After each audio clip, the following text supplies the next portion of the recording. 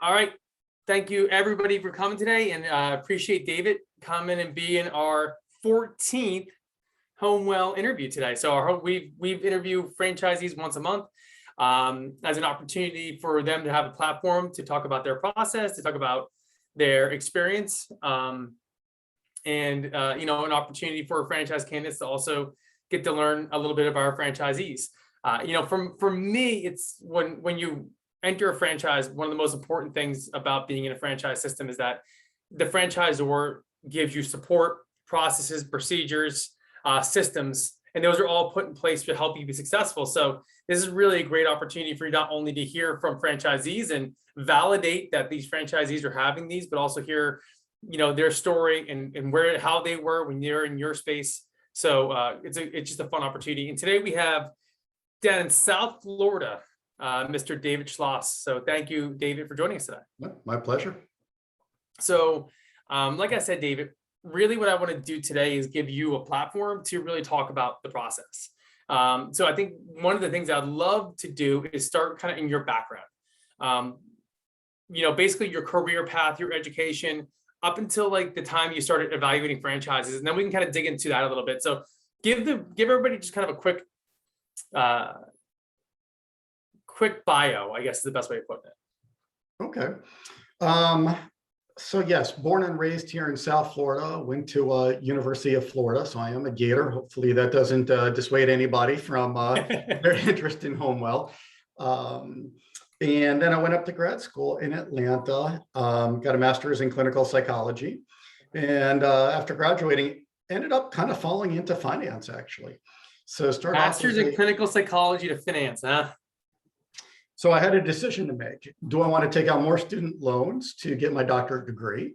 Yeah. Or was I happy, making $30,000 a year starting off as a mental health counselor? And I was talking to a friend of mine from college who was a chemistry major who had become a financial advisor. And he said, David, you're the only person I ever met at college that took your student loans and actually invested your extra money. Have you ever thought about maybe doing this? I said, no, but tell me about it.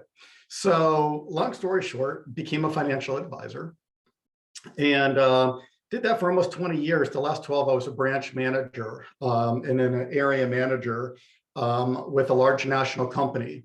It was then bought out and who then proceeded to close down 5 of the branches that I did oversee. Yep. So at that point, I kind of had a decision to make. I was a little bit tired of the corporate world. I had started off being a financial advisor because I liked helping people. And what I turned into was a glorified sales manager. Okay. And, it no longer became about helping the client. It was more about looking at brokers and the sum of whatever spreadsheet we were judging them by for the week or the month or the quarter. Got it. So I had a little heart to heart with my wife and said, we both had experiences with our parents being caregivers. My dad had Parkinson's and dementia. My wife's mom had colon cancer, so she had moved, home to help her as well. So we both saw the good, the bad, and ugly with the, home care and facility experiences that we had.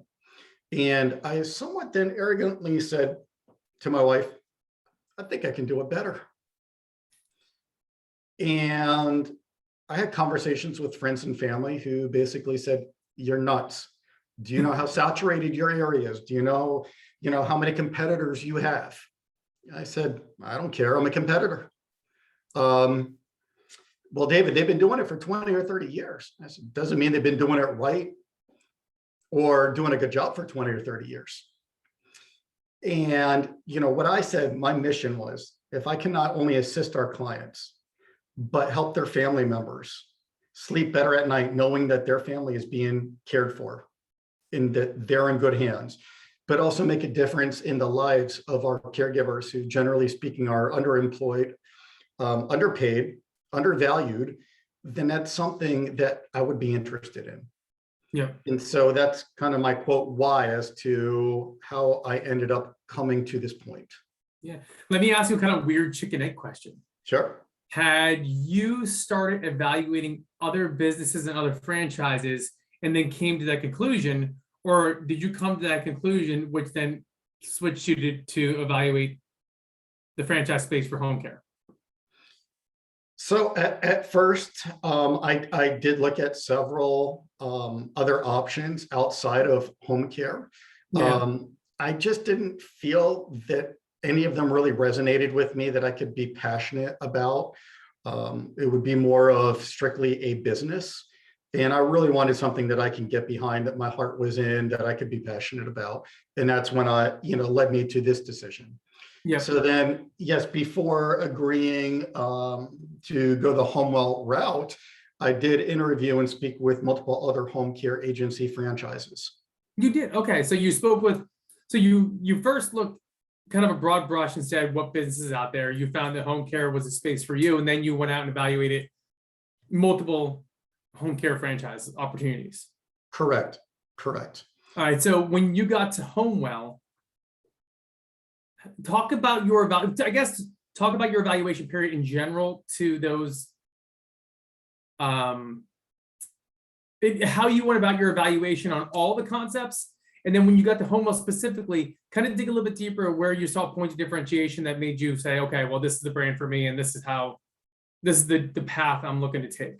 So I guess it's a two-part question. Okay. So I'll give you an example of one of the other companies that I was interviewing and vetting.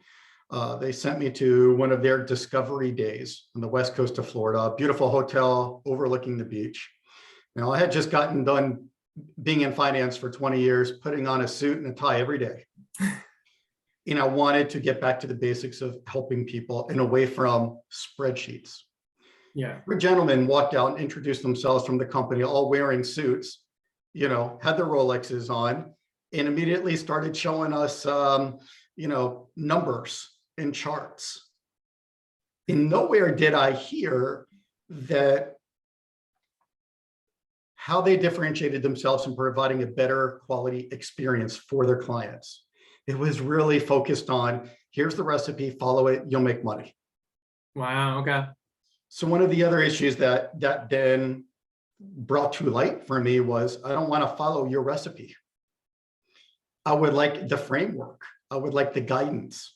Yeah. But I'd like to use my own personality, my own skill sets, and kind of put my own fingerprint on my company. So I said, I'm an independent franchise owner, so it should be the best of both worlds, what the franchise has to offer and what I bring to the table as well. So that was my initial experience. What year was this, David?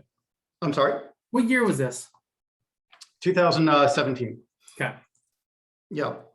So, and I met with several other companies as well. They all have their pros and cons.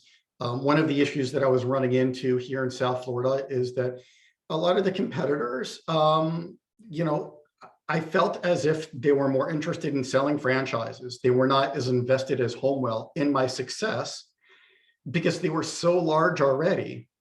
If they got your franchise fee and you failed, they still made money and they'll turn around and sell your territory to somebody else. And I felt that HomeWell was well positioned to really value me and what I could potentially bring to the table so that there was more of a vested interest in my success. So that did steer me into the HomeWell direction as well. Excellent. So 2017, you make your decision to move forward with HomeWell. You sign your franchise agreement. Florida's a little bit of a different animal when it comes to licensing and stuff like that. So talk to me a little bit about your ramp up period, your when you came on board, how long did it take to get your license? How did you ramp up? And, I guess the one question that I always like to go back and ask, so I'll ask it now to prep for you so you can start mulling it, is that during those initial ramp ups, if you could go back and do something differently, what would you have done? And go back, if you can go back in time and talk to your 2017 self, what would you have done? Okay. So you want me to start off with the last question, or? I would start off the beginning and talk about, your ramp up and how you got open, the support systems that HomeWell offered you. Sure. How they played and what you had to do. And then after your ramp up, if you can go back and talk to your 2017 self, what would you have done? Okay, got it. So initially, one of the things that attracted me to HomeWell is that I did not have experience in this field. Yeah. And I felt that HomeWell had presented itself well, that there was other HomeWell owners such as me that had a similar experience, and that with HomeWell's support were able to be successful. So one of the first introductions into the start was when I did training with HomeWell. And that was a great experience, where I learned that, started to learn the ABCs, I like to call them, of the home care field. I had never heard terms like ILF, ALF, SNF. This was a different language for me. HomeWell did a good job of giving me the education in the foundation to start learning the industry. So that was, initially my introduction to it. At that point, I did have to make several hires to get licensed in Florida, including an administrator and a nurse, a care manager. I did hire a consultant as well that helped me with the licensing process. Mm-hmm. Well, looking back, it's the specific experience I had with that consultant that if I had to do things better or over again, I would have probably interviewed several consultants and then went with the one that I had the best, maybe comfort level with. I didn't do a good job in vetting this particular individual, which is why it did take me a little bit longer time to finally get licensed. Yeah. That took for me almost 9 months. In retrospect, it should have taken probably 5 or 6. Yeah. Yeah. Now, the way I view it is I knew it was a marathon coming into it, not a sprint. In the big scheme of things, a couple of months, one way or another, wasn't going to make or break me. Right. So that gave me added time to really hone in on what my game plan was, my business plan, and how I wanted to proceed. So I did make the most of that time by doing so. Yeah. I think one of the things you talked about is one of the things I always like to touch on in general is like, you talked about your first hires, you talked about your care manager, your RN, your sales manager. What is your office currently? So when you first started off, what did your office look like in terms of not home care providers, but just your office? What was your staff? And then, you're looking about 2 years in now that 4 years? Yeah, about 3 years of being licensed, over 3 years. 3 years of being licensed. Mm-hmm. What does your staff look like now compared to when you first opened, and how? Then I want to talk a little bit more about HR, but just kind of start there. Okay. So when I first opened to get licensed, I did have to have an RN nurse administrator in Florida and a alternate nurse administrator. So they were on the books, but were not active in the operations of the company. That was mainly to get licensed and to meet the state's requirements. Okay. Other than that, I hired an experienced care manager, and that was really how I started. Now I've got a care manager who oversees the hiring, training, and placement and scheduling of caregivers. And I also have a marketer that does go to different facilities as well. And then myself. We all wear kind of multiple hats, but we also have our own lanes as well. Yeah. And what was your initial role when you started off? So I know you said you left your finance position.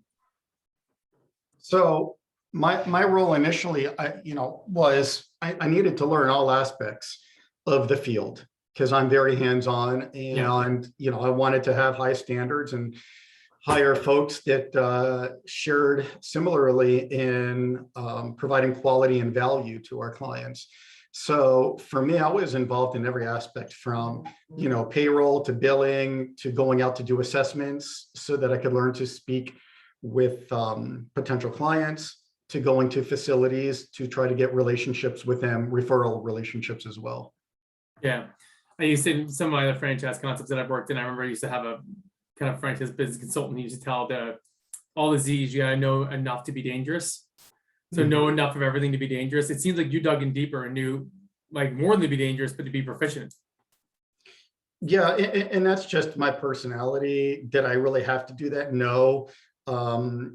But I'm just the type of person, if I'm going to jump in, I'm going to really just, jump in head first and just, I want to learn everything. I want to be an expert. I don't know, if I can't portray myself as an expert to my clients, to our referral sources, then they're not going to have any confidence in what we're trying to do. So that was important that I did learn the industry.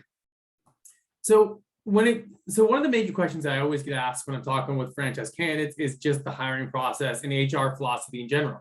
So I tend to like to have that conversation. I think it's pretty fascinating to talk to all the franchisees and talk about their hiring philosophy or their HR philosophy in general. Like, what are certain things that need to be done in terms of hiring? How often are you hiring? Do you have a certain philosophy or kind of a approach to how you interview, how you hire, and how you onboard? Yes, and it really comes down to which position I'm looking to hire for. Gotcha. In general, what guides me is hire my weaknesses, especially for my office staff. Yes. I want folks that have been caregivers before, ones that have experience in the field of scheduling, doing HR, care management. Those are my weaknesses. Yeah. So, when it comes to caregivers, I'm looking for two things. Number one, do they have this skill set to help our clients? And that could be different depending on the client. Two, and more importantly, in my opinion, is do they have the right personality? Are they caregivers at heart? Yeah. And if they're not for me. If the first words out of their mouth is, what do you pay? It's probably not going to work. Yeah. Because quite frankly, they could go somewhere else and work at Walmart, making maybe as much, if not more. And so then you have to question yourselves, are they a caregiver at heart? Do they want to make a difference? Do they want to add value? And if the answer is no, then I move on to the next. Yeah. Listen, I've heard probably 4 people. It's funny. It really is funny to hear like the echo of some of these conversations I've had of people saying hire to your weaknesses. And it's so funny. So many people have said, if the first question out of their mouths is how much you can make, they're not in it for the right reasons. But I feel there's so many more people out there that are this is a field that's designed for people. Like, people do this because of a compassion to help and to be part of this. So I really, when you find those people, it's really interesting. How are you in terms of do you have a certain kind of approach towards your thought on retaining caregivers and retaining staff in general? Do you do anything differently or create a culture that, that you feel has helped to create that retention? Sure, absolutely. Number one, it starts off with the hiring process. Mm-hmm. It's hire slowly and fire quickly. So take your time, hire the right people. And if they're not, then don't be afraid to move on quickly. Mm-hmm. Go back and ask me the question one more time. Okay. Just in general about retention, how do you retain your team? How do you, is there anything that you do specifically that you think is like, hey, this is what's helping me become agency of record for caregivers.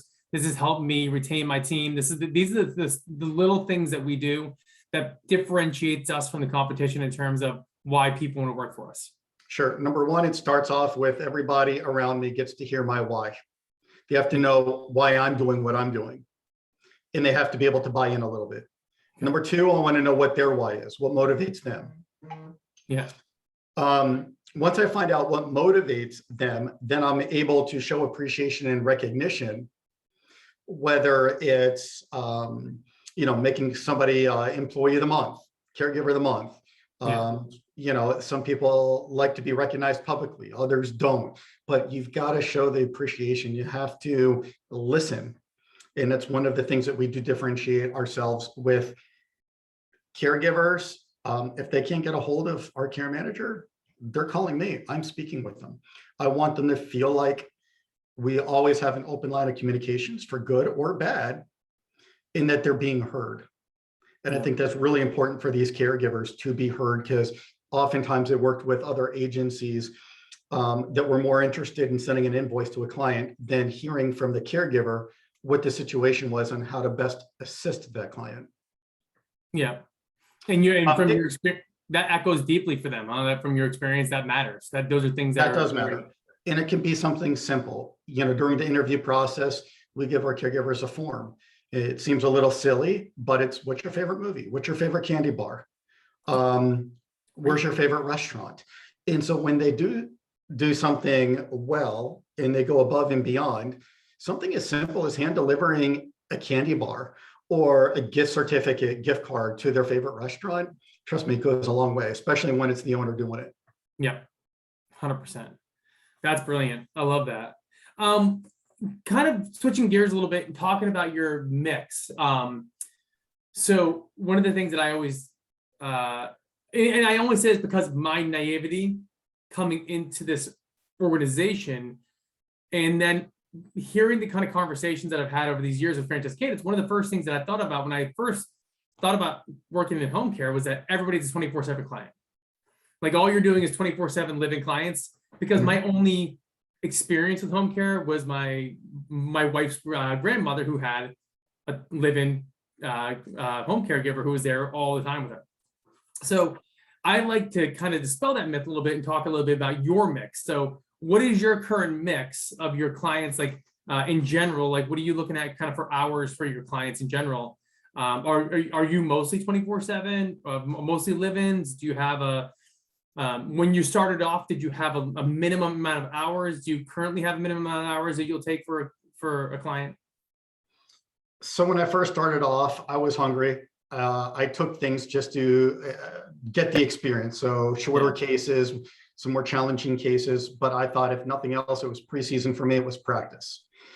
I then worked up to my minimums, which typically are about 20 hours a week. Okay. I prefer shifts that are at least 4 hours, ideally 6 to 8. And I explain to folks why, especially with COVID. You want a vaccinated caregiver. You want somebody that's going to stay. You don't want your client's house to become a revolving door of caregivers. So you have to pay them appropriately. And part of that is you have to make it worth their while. And that means if we give them 2 hours and then they're offered 4, they're going to leave. Yeah. If you give them 4 and they're offered 6, they may leave. So that's something to manage expectations. We have that conversation with our clients. Yeah.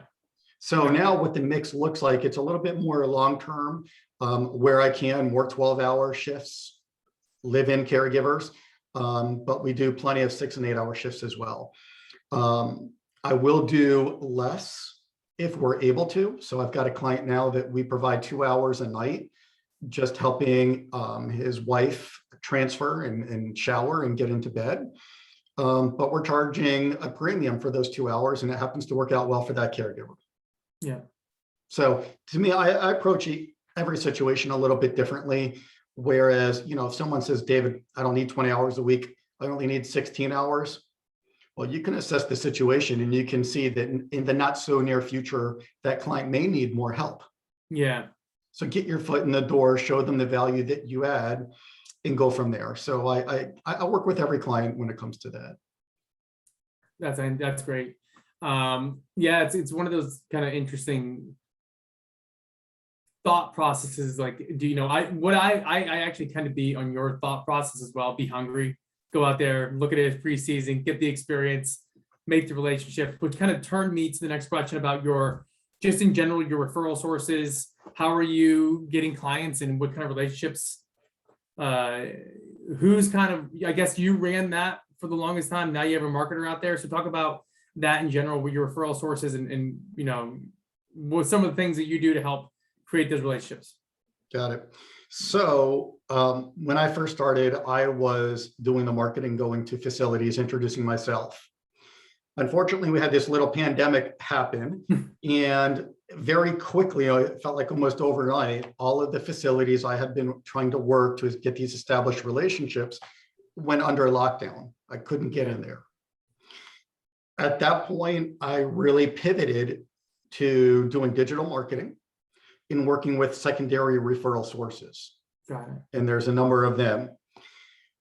Again, a lot of people told me, you're wasting your time with these secondary referral sources. A lot of the referrals they send you are not qualified, they're not good. Well, I'm glad that other people view it that way, because even if they're right 50% of the time, I'm happy to take the other 50%. That's right. So that's what I've done through COVID. And about 5 months ago, I did now hire a marketer to start going out to get those relationships again. And unfortunately, there's been a lot of turnover in this industry. So it's reestablishing relationships, getting them started. And that's what her role is, while I work the digital side and secondary referral sources. Yeah. So ideally, we would have a good mix coming from both ends. Okay. Brilliant. Yeah, that's awesome. And then, sorry, I'm just reading my notes here because I did have another question I want to ask you. I think you may have answered it in terms of just referral sources and stuff like that. So I guess, how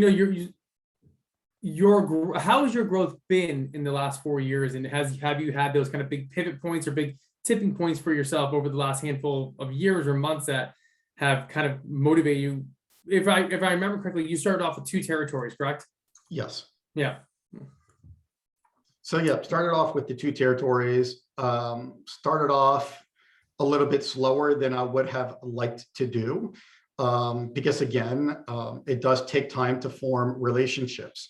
And so if I'm going out to a facility, for me, if they understand that I value and care about their patient or resident as much as they do, yeah, and perhaps we have a relationship to work on. But learning to differentiate those folks from the ones that are going to make referrals based on whoever bought them the happy hour the day before, or bought lunch in the day before. Yeah. Do I do some of that? Sure, but it has to be part of the overall relationship where we are both aligned in providing quality care. So the first couple of months is just trying to differentiate.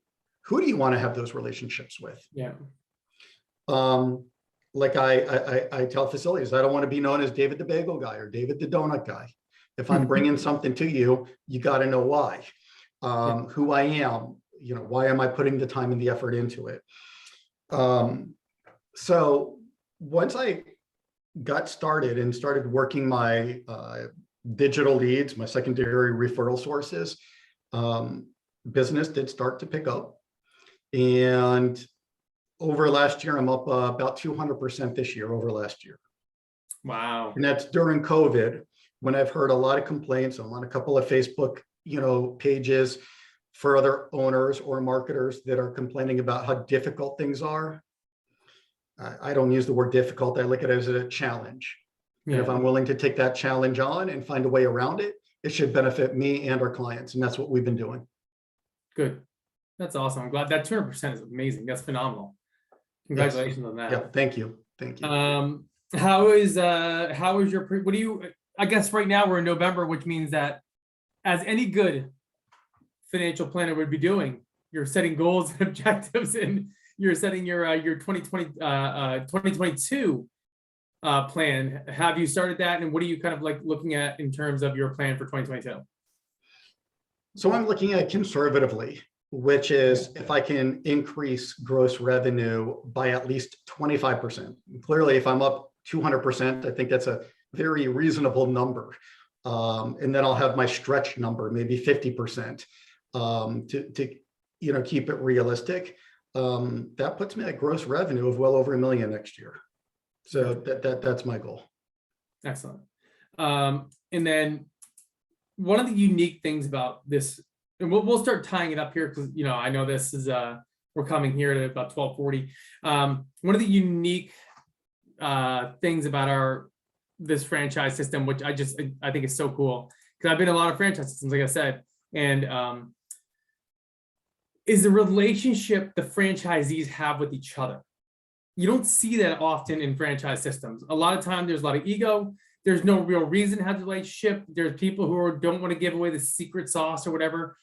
But yet the HomeWell franchise system has a very tight and close relationship with each other.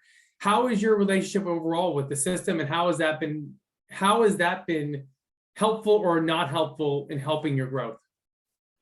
And when I say the franchise system, I mean the franchisees in general. Sure. No, my experience has been great. One of the things that initially impressed me with HomeWell is that I felt like they were interviewing and vetting me as much as I was with them. Yeah. They were going to be picky and choosy with who they wanted to represent their name, Yeah. as opposed to some others that, once again, if you can write them a check, they're going to sell you a territory. Yeah. I think that HomeWell has done a really good job in vetting their owners, because like you said, I think the idea is that we all rise with the ship. Yeah. So why not help each other? Let's grow the brand. To me, having access to all of these other franchise owners that are in different places, both geographically, but also just in their business, is an awesome asset for me. One of the things that I initially did was spent a week with another franchise owner and his marketer, and I did some ride-alongs. And the message was, anything we can do to help you, let us know. Yeah. And now that the franchise network is growing, when I first started, there was only one other open HomeWell location in Florida. Now we've got about 8, and I believe we've got a couple of more coming on board. So even just the Florida owners getting together and sharing things, if I can help somebody, whether it's a mistake I made or something that I tried that worked, as long as they're open to it, I'm happy to share. Right. So it's been invaluable. Well, listen, I think that's so awesome that system's there for you, and in having, a group to just vent to, pressure test ideas against, ask straight up for advice. It's so valuable when you're going through this, because that's part of being in a franchise system, is that you're not doing this alone, right? You're not reinventing the wheel every step of the way. This question may sound silly based on a 200% increase over in your business and what you talked about earlier, but I always like to ask it just because I think it's an important question. How's business in general? Business in general is solid. It's Yeah. good. One of the things that I took away from my training initially with HomeWell, that I did align with, is I'm not really concerned about what my competitors are doing, what they're not doing. Yeah. I focus on what I'm doing better, where I'm adding value. By doing that day in and day out, it's the old adage of take care of your clients, the bottom line will take care of themselves. Yeah. And that's what we do. That's what we do day in and day out. How do we add value? How do we communicate with our clients? How do we communicate with our caregivers? What's the interactions look like? What do we provide to every contact point we have? What do we add value with, and how do we do that? So as long as we're constantly doing that, I think the business side will take care of itself. Yep. Brilliant. And the last question that I've asked every single person, I love to hear the question. I love it. Would you do it again? Yes. Awesome. Yes. It's been a lot of hard work. It's been a labor of love, but to look where I was 3 years ago at point A to see where I am now and to look at my trajectory for the future is exciting. Yeah. Awesome, man. Well, I'm so happy for you. I really appreciate you taking time on a Friday afternoon. No, I'm glad it's a rainy day. You could have been out golfing on it. No, joking. Well, and quickly, that does bring another advantage of being a franchise owner up, is that you are generally in charge of your day. You plan it out. And there's a lot to be said for, being able to be flexible with your schedule and run a business the way that you want to. Yep. That's well put. Really well. Great way to end it right there. Well, David, thank you, sir. I do appreciate it. My I pleasure. hope that sun comes out for you soon. Thank you. Even though it's, 32 degrees out my window right now. So. Yeah, well, we're getting a South Florida cold front coming through, which is why it's raining. So the temperatures will drop into the low 80s. Oh, shucks. So, yeah, I'm not complaining this time of year. No, absolutely not. Well, thank you, sir. Much obliged. Sure. I appreciate it. And everybody, thank you all for again joining us for another, the 14th installment of this interview series. Thanks, guys. Thank you. Take care.